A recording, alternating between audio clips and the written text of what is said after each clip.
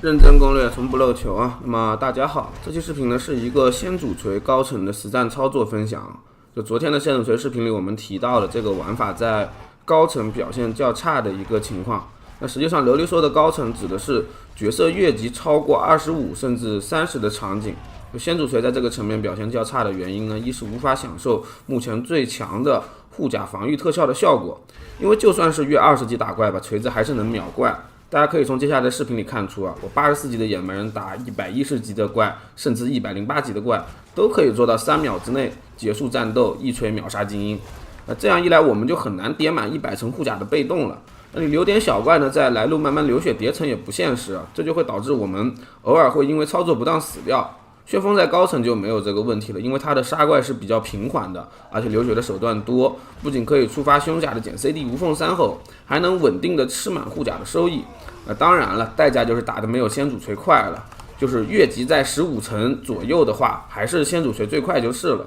下面呢就是琉璃的先主锤实战视频演示，具体的装备和威能呢，我在视频的最后有贴出来啊。虽然我换了一个装等只有783的锤子，但是因为它的属性比较好，所以我还是打出了2个1000万的伤害。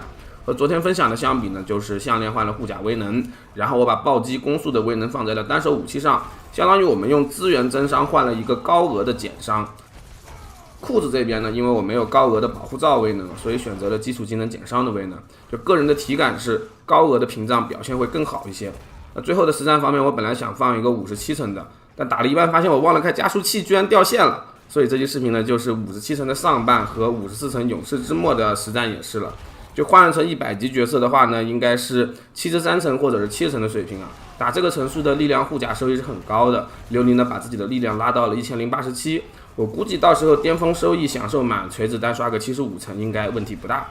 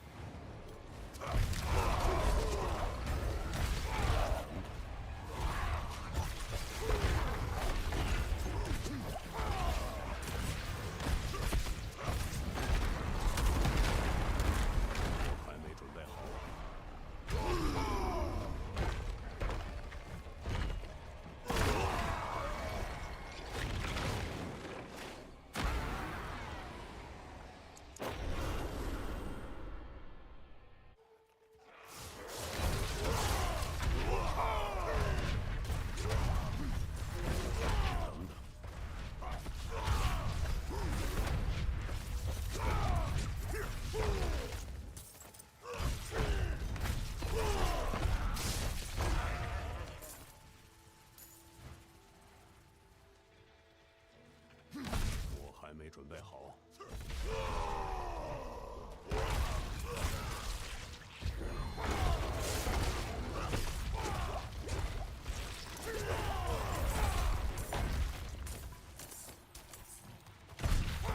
我还没准备好。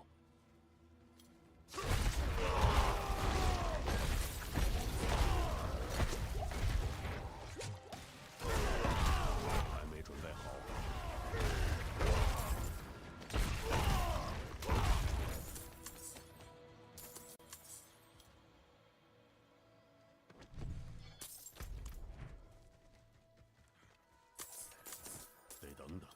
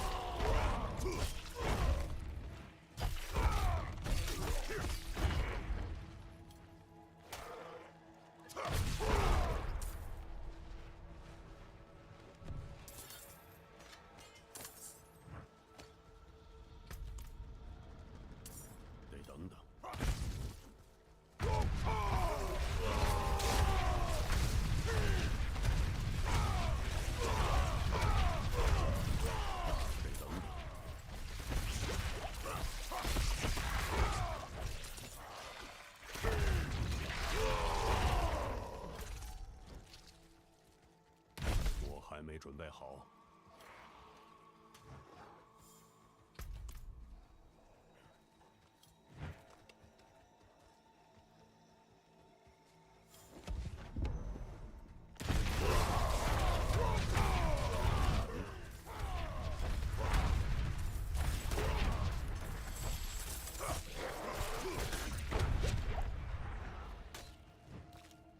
等等。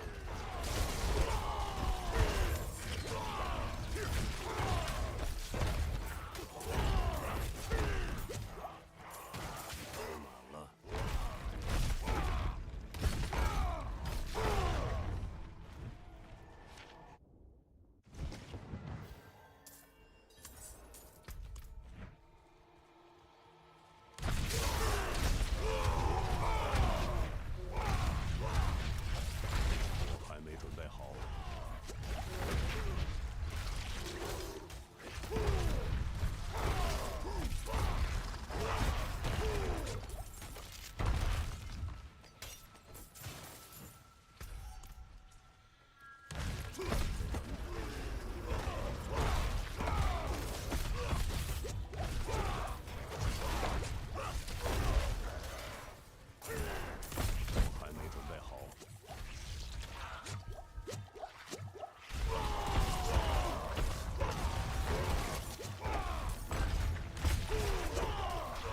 还没准备好。我还没准备好。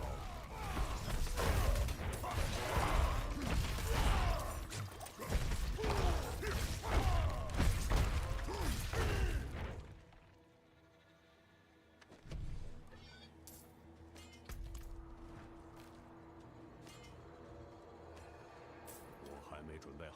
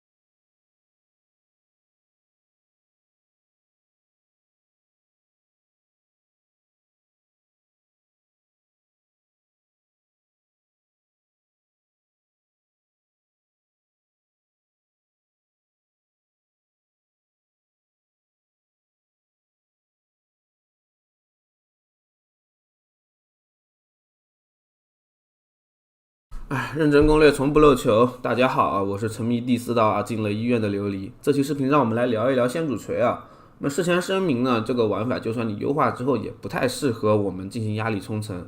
主要的原因就在于在游戏本身的算法机制下呢，我们和怪物的等级差距越大，对怪物的伤害就越低，同时受到的伤害也会越高。而先主锤玩法想要良好的体验，我们只能依靠巅峰雕纹来挂持续3秒的异伤，然后呢，在这3秒的异伤阶段直接秒掉怪物，从而获得下面提到的一些怒气恢复来继续锤。在3秒的异伤结束之后，我们的伤害就很差了。就个人拿80级的野蛮人实战吧，差不多打个103到04级的怪物，就会出现频繁的3秒内没法打死怪物，导致我们异伤消失、输出骤降的这个情况。所以呢，在压力层次，锤子的表现就远远不如可以有足够的坚韧控制回血异伤手段的旋风斩或者陷阱游侠或者兵法，甚至是暗影冰死灵了。但是呢，我们如果抛开高层的梦魇地下城不谈的话，那么先主锤就是一个适用于所有场景、游戏体验极为舒畅的玩法。组队的话呢，锤子的体验也会很好，就只要你的队友能稳定挂异伤，那么锤子越个3到40级打怪是非常轻松的。所以下面让我们来聊聊先主锤最重要的2个问题啊，也就是输出模式和怒气回复。我们先来说说先主锤的输出模式。那么第一种模式里就是点终极被动的怒不可遏，就它的真伤虽然会显示在面板上，但经过我的测试，这还是一个独立真伤。如果你带这个被动的话，就要玩一锤秒杀的玩法。输出呢是比较受限于战吼和可能携带的3先祖的冷却的，打起来呢也需要比较麻烦的操作啊。当然啊，实战打起来这一套的素质是最高的啊。另外一种模式就是点终极被动里的不击怒火。那这样子呢，配合装备和药水可能的减耗，我们就能依靠巅峰的灭回来一直锤怪。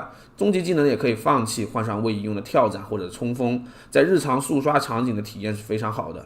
代价就是数字可能跳的没那么高啊，也就100-200万的程度吧。然后呢，就是先主锤的怒气回复啊，怒火回荡加无尽酋长的配合，想必各位已经知道了。由于我们3战吼可以叠加回怒，在我们3吼全在的情况下，是可以做到每秒接近20点的怒气回复的。那这里呢，还要着重提一下集结呐喊。我们装备出了3级呐喊的情况下，4级的呐喊是能提供72%的资源生成的，就换上提升资源生成的戒指，它可以变成97%。而先主锤本身也有一个伤害敌人从而提升怒气生成的效果，这个满值的30%和我们上面提到的这些都是乘法计算的。所以呢，琉璃在战斗中的资源生成就是有呐喊 164.8%， 无呐喊 81%。 如果我带了赛亚人的话，满 buff 是 308%。愤怒的速度是比其他野蛮人快3倍的，而这个资源生成是作用于我们所有的怒气来源的，就包括且不限于怒火回荡的怒气生成、咸鱼突刺的怒气生成、手套词缀里的幸运一击怒气生成、武器技巧里的单手剑怒气生成、挑战怒吼的挨打回怒，还有最重要的就是巅峰里提供的4点消灭怒气回复。那这个消灭回怒不仅可以享受上面的资源生成，那对琉璃来说就是有战吼一只怪10点怒气，开了赛亚人呢一只怪16点怒气，它还可以触发溢出怒气的这个传奇效果。所以在怪多的图里，比如说蜘蛛洞啊，野蛮人甚至可以每一锤都吃到满溢出的怒气。所以你想要流畅先主锤的话，最好保证戒指有一个资源生成啊，当然1条就够了，不要太多。以及呢，点出巅峰盘里战争使者所有消灭怪物回复怒气的节点，那这样你才能保证自己的锤子一直锤啊。玩先主锤更重要的一点呢，就是一个稳定的网络环境了。就琉璃接下来要分享的先主锤构筑里，刷中高层的一锤构筑需要我们利用咸鱼突刺走位操作的，就你也不想因为网络延迟被怪打死吧。所以呢，琉璃这里推荐你使用迅游加速器啊，它不仅可以免费加速战网，还能保障暗黑4的网络顺畅。如果你之前没用过迅游的话，可以在客户端主页输入口令暗号漏球琉璃，白嫖3天的加速时长。此外呢，它还和暗黑和合作，给大家准备了超全面的攻略，包括技能树、大地图和武器任务等等。游戏里有一点啥问题，加速器可以帮你解决，这真是太酷了。而且暗黑4正式服上线之后呢，迅游还为各位准备了专属的福利啊！大家可以点击加速器左侧的活动页，参加抽奖呢，就有机会获取雷蛇键盘或者是暗黑4的游戏本体了。那么在了解了锤子的怒气循环之后，下面让我们来看看具体的 BD 构筑。琉璃这里会给出2套差异不大的玩法，一套呢是我们用来日常刷图的主打游戏体验的，另外一套则是用来刷比自身高10级所有噩梦地下城来效率升级的。那么需要注意的是2套构筑的前提是我们最少拥有接近 30% 的面板暴击，这样呢，我们配合被动里对被减速昏迷敌人的 9% 暴击，以及暗金胸甲哈洛扎斯之怒的额外物理暴击，我们就能做到在战斗中有 50% 的暴击几率。维持2锤1爆是非常重要的，低于 40% 的战斗暴击会导致我们经常因为没有暴击打不死怪，回复不了怒气，导致自己的怒气反而拉满了。就如果你是只有 10%到20% 暴击的话，那么就还是老老实实的去玩那个基础伤害更高的昏迷流先主锤吧。接下来就是具体的配装环节我们先来说说第一套用来速刷的构筑这套构筑我是主要用来刷地狱狂潮和野外事件的，所以终极被动带的是不羁怒火这样子我们没有额外的怒气消耗，我们就能一直锤了。构筑方面里头和裤子出2个防御威能，分别是怒气提高强固的麻木运路威能，以及御剑精英提供护盾的保护者威能。那么这里说一下强固这个机制，它相当于就是一个额外的减伤盾，但只有强固值达到或者超过我们生命值的时候呢，我们才能禁锢这个强固状态，享受20%的减伤。就野蛮人的一些巅峰和传奇可以提高强固状态下的减伤和增伤，我们最好的强固手段就是这个怒气转强固因为战斗状态下我们的回怒是非常快的，开完3吼打几下就差不多是满强固了。衣服呢，则是必须选哈洛加斯之怒。我们在这个衣服的最主要原因，就是为了它10%左右的物理伤害暴击，就其他的属性都是不关键的。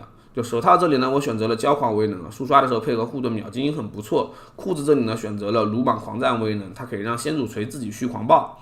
项链和戒指的威能是比较固定的，就项链选择一个提供攻速的加速威能，因为我们锤子本身攻速是很慢的，有了这个手感就能好不少了。而戒指呢，就是怒火回荡加无畏酋长一起戴，如果你没有无畏酋长的话，可以先戴暗金莉莉丝的戒指来过渡。那剩下的武器位置的威能就是2把双手武器带无尽怒火和先祖力量威能，2把单手武器呢带蓄势待机和优势大师就好了。那这一套的构筑里怒气是比较充足的，打起来基本上就是咸鱼突刺找怪，然后一直锤地板就完事儿了。因为2套的构筑加点是差不多的，所以接下来让我们来聊一聊3-1锤的构筑。这一套构筑就是琉璃之前用来打580万视频的那一套，主要是用来打单刷越级10以上以及组队的高层的。那这套构筑和上一套的区别不大，关键就在于手套和鞋子位置的威能更换，以及我们打法思路的转换。我们在这里手套换成了增加基础攻速的急促威能，鞋子换成可以让我们自由穿怪的幽灵行者威能。如果你不喜欢护盾的话，可以把裤子这边的换成别的防御威能那么这一套构筑的核心就是在锤子暴击之后，我们的左键攻速会非常快，可以利用左键来高效的回能，同时给锤子增伤，让我们呢可以更快的打出吃满所有增伤的锤子。毕竟我们利用雕纹一次只能挂3秒的异伤嘛，我们要做的就是在这3秒内能锤出2发吃满所有加成的锤子。那么在压力层的时候呢，我们的输出需要跟着节奏走，有了3吼的时候就吼了突刺打击贴金鹰。我们选了双咬剑的专精，同时被动配了流血的减速，所以突刺打击在命中精英的时候呢，除了能触发雕纹挂异伤的同时呢，还能给精英挂上减速和流血2种状态。那这么时候我们的溢出怒气应该也打满了，就直接锤精英就好了，一锤没 CS 就 A3 下再锤一次，同时触发蓄势待机和无尽怒火的情况下，等级差在15以内的精英基本上会在3秒的异伤阶段被我们直接秒掉，打死精英捡完装备我们就可以开始下一波了。那么需要注意的是我们的解控回怒手段有呐喊和赛亚人2种，所以这2个技能是可以轮流开的。技能方面呢，可以参考琉璃目前的点法，就如果你是打速刷锤的话，那就把目录可恶换成提升狂暴持续时间的不羁怒火就好了。那技能方面呢，2套的点法除了终极被动之外基本上是大同小异的。那么注意，终极技能里我比较喜欢狂暴者之怒，你也可以把它换成先祖召唤，这样我们召唤先祖的6秒时间就有无限的怒气爆发了。最后说一下武器选择吧，野蛮人在打开技能面板后呢，可以选择释放技能的武器。那么这里琉璃推荐你使用单手武器来释放咸鱼突刺，因为单手的攻速更快嘛。个人推荐带端手剑这样可以触发专精的额外回能。那巅峰方面呢，琉璃这里给出2套自己正在研究的加点方案就好了。由于野蛮人的传奇点大多是非拉不可，所以这里给出2套是不带传奇节点的玩法，分别是4版5雕纹和5版6雕纹2套。那么我目前在使用的就是4版5雕纹这一套，可以吃到更多的黄点加成。2套的加点呢，我会放在视频简介里供各位参考。那么最后说一下装备跟词缀的选择吧，因为最近忙疯了，导致增伤的逻辑具体还没详细测，所以呢，我这里只说一个野蛮人的词缀逻辑。就根据琉璃目前的测试结果，像是异伤增伤、双爆增伤以及主属性的增伤，它们肯定是独立的。而核心增伤呢，则是和物理伤害加法运作的。我们面板上的对什么什么增伤这种呢，也全部都是以加法。被动的怒不可遏，它虽然会让我们的面板核心这个比例提升，但这玩意实际上就是 1.35 倍的独立，与其他的增伤都无关。我感觉它显示在面板上就是个 bug。而裤子和项链可以随机出来的消灭精英之后提升伤害的这个属性，它是一个独立增伤，所以你想要最大化伤害的话呢，推荐词缀是可以按照下面这张表格来的。就武器的输出词缀就是优先异伤跟爆伤，然后你能出属性的话可以出力量或者全属性。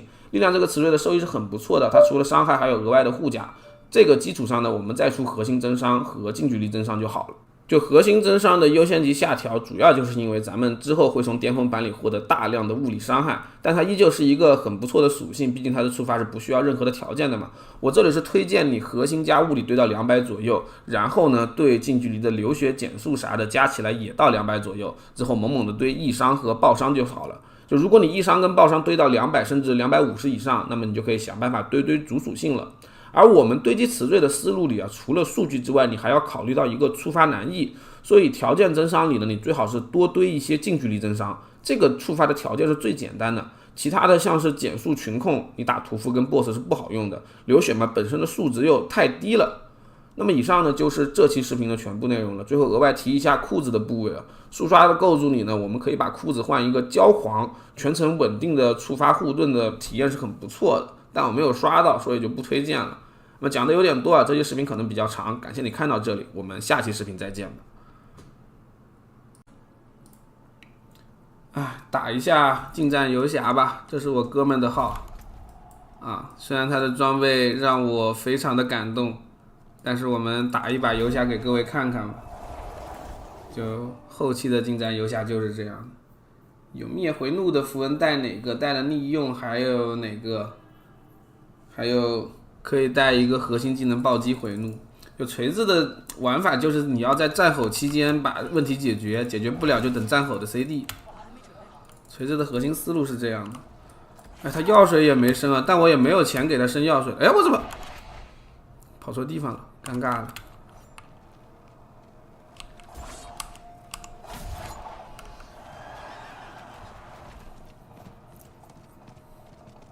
野蛮人除了双手锤之外，其他的部位只看本身的词缀就好了，就是你保证它有个725以上就行了。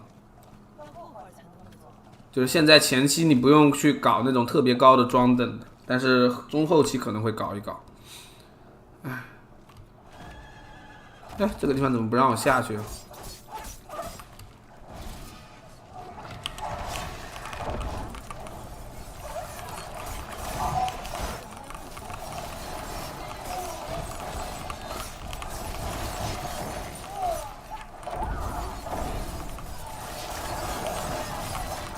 先把这波解决了，还是老问题啊！近战就是打的不算太快，不过打地下城的话，可能还是比远程表现要好。60级不建议玩先祖锤，60级你点得出那个灭回那一个巅峰盘里的东西吗？你那4点灭回是非常关键的。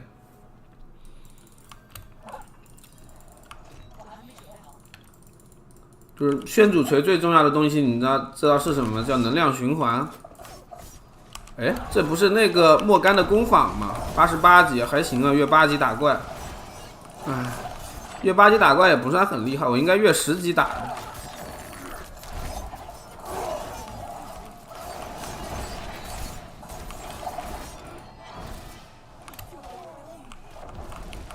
你看这个地方就是被暴雪修复了之后的工坊，很尴尬。你别乱动啊！那我先把你扎死。不要老是搞这种近距离的昏迷，好不好？我觉得近战游侠还是得拿红丸啊。内测的时候也是这样，你不拿红丸体验就很糟糕。灭回是哪个？哎呦，你能问野蛮人的灭回是哪个，说明你没有研究过野蛮人的巅峰盘啊。那你对先祖锤的理解可能就很浅薄了。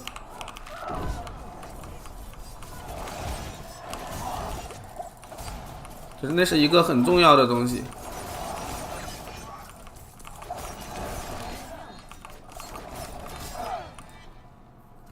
我旋风斩还能玩，但是可能要优化一下，但现在我没有时间去优化了，我的时间也没有那么多。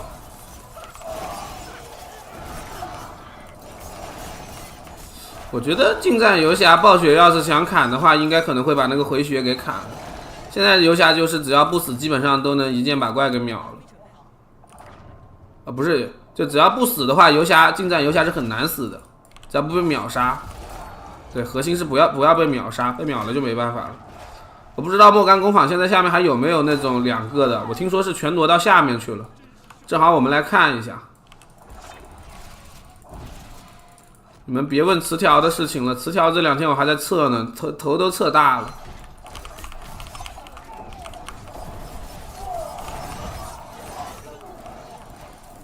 钥匙到了，反正这是一个月8级打怪啊，就跟各位说一下，月8级打怪在游侠这套里面不算很强，我应该月个10级的，但他好像没有太高级的钥匙了，我就用这套了。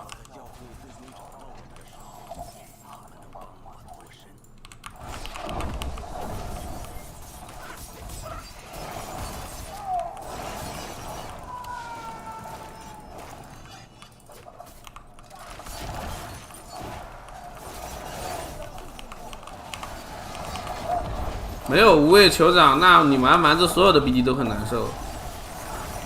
反正近战游侠，我现在感觉中后期就是这样。看一下，也就7000多的甲，附加也不算很高。我觉得近战游侠合格情况下，在战斗阶段应该有上万的甲的，毕竟这么高的攻击频率。痛哥流血过渡到可以玩锤子是 OK 的，但是你现在最好的过渡就是去 PVP 区域当个跟屁虫，就不要觉得这种行为很难受啊。这就是 farm 玩家跟自己 farm 的区别。你可以去 PVP 区域选择 farm 玩家，对不对？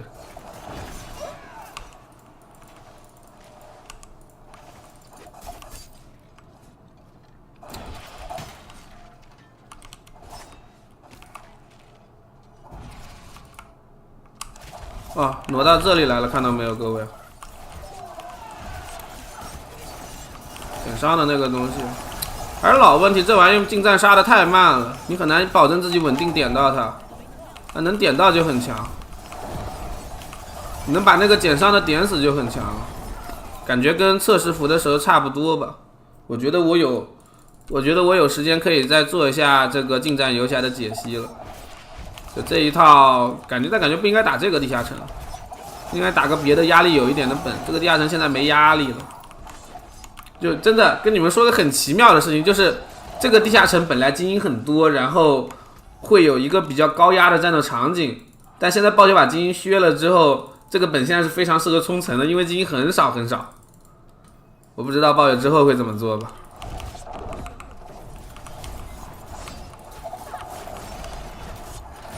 我心眼挂在谁身上啊？你们怎么？哎，这出 bug 了吗？为什么？哦，有了，终于有了。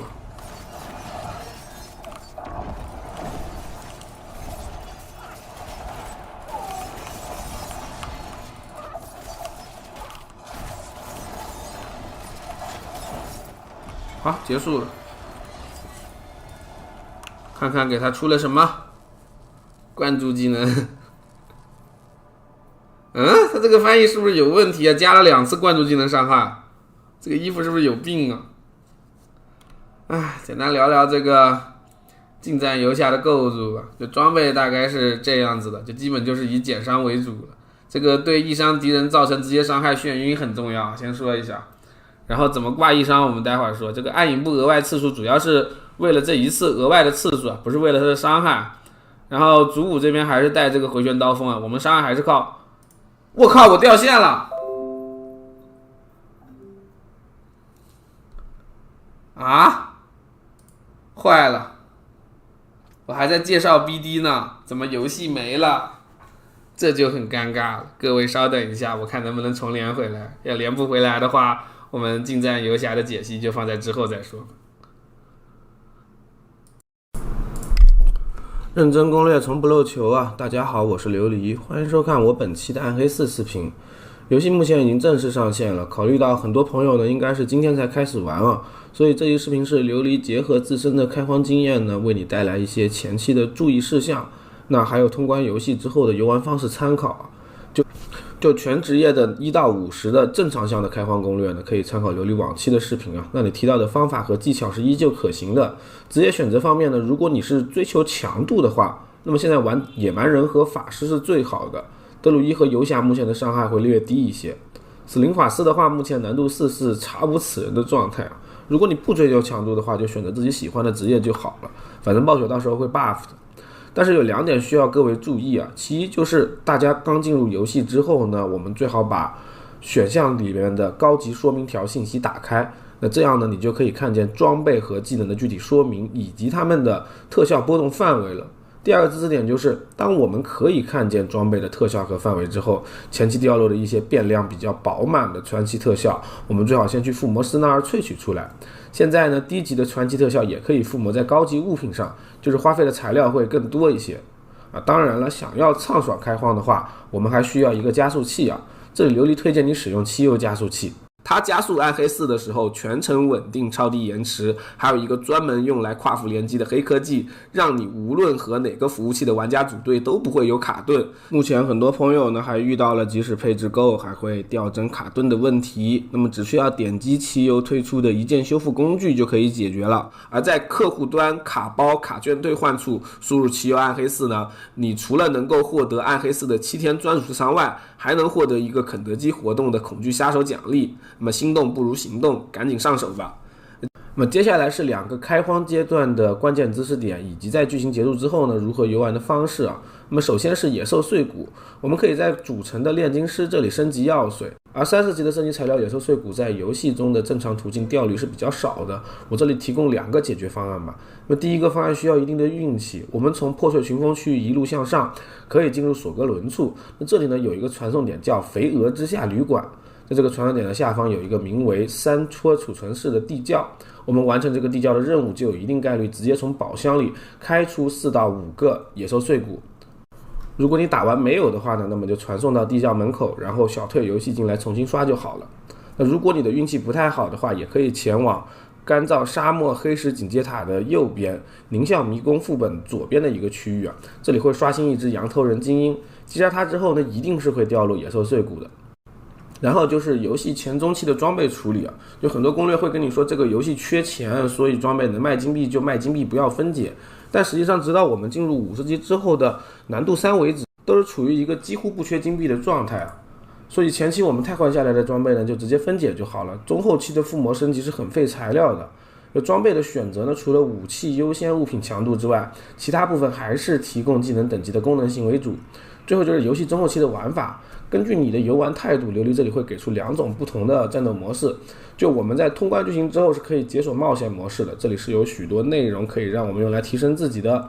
如果你是一个比较休闲的玩家，那么我是推荐你在通关剧情之后先逛街探索一下地图，把莉莉丝祭坛、各种地下城和支线任务都做一下。那这样呢，可以在补充经验的同时获取声望点数，声望点呢也可以为我们解锁技能点和药水上限。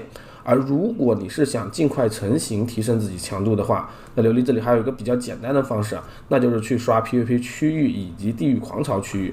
就 PVP 区域是在世界地图的左下凯吉斯坦这2边比较泛红的区域的。琉璃这里呢推荐你前往下面这块区域刷怪，这个区域里的怪物刷新频率是非常高的，你打不过怪物也没有关系，因为本区域内只要你在怪物死亡的时候位于他们附近，就可以享受到经验和掉落了。所以我们完全可以在区域内寻找一下刷得快的大腿，然后呢去做它的小跟屁虫记得不要捡地上的憎恨碎片就好了。这样你就算遇见了热衷于开红杀人的玩家，他杀你几次你不反抗也没有掉碎片，一般也就不会再动手了。当然你遇见那种 PK 狂人的话，最好还是回城退出游戏，重新进去的话呢，就会被分配到新的位面了。这个区域内的怪物刷新机制，他们是人越多刷新越快，所以你跟着大腿走的话，对他也是有收益的。当然了，如果一个区域内全是混子的话，那你就再小退一次吧。